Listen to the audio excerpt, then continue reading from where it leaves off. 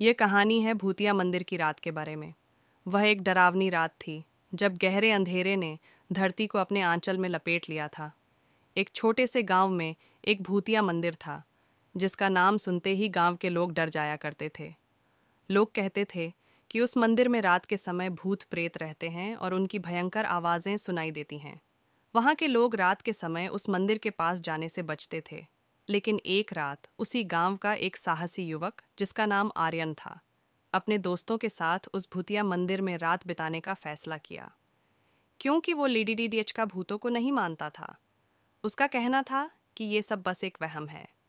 इसलिए वो और उसके कुछ दोस्त रात के समय उस भूतिया मंदिर के पास पहुंच गए जहां लोग कहते थे कि यहाँ भूत रहते हैं। मंदिर के अंदर जाते ही उनको डरावना एहसास होने लगा, लेकिन यह आर्यन के उत्साह को और भी बढ़ा देता है। उसने अपने दोस्तों से कहा, हम यहाँ अपनी असली हिम्मत दिखाएंगे और देखेंगे कि क्या सच में भूत प्रेत होते हैं या नहीं। उन्होंने वहां रखे दीपकों को जलाया और भूतिया मंदिर के अंदर आगे बढ़े।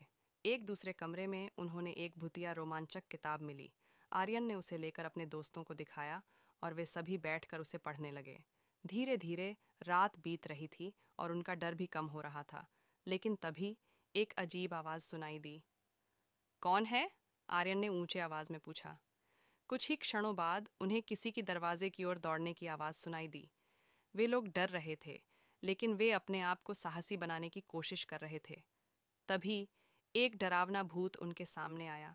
उसकी आंखें लाल थीं और उसके चेहरे पर भयंकर मुस्कान थी। तुम्हारा स्वागत है आर्यन, उसने डरावनी आवाज में कहा। आर्यन और उसके दोस्तों का दिल धड़कने लगा और वे लोग डर से भयभीत होकर पीछे हटने की कोशिश करने लगे।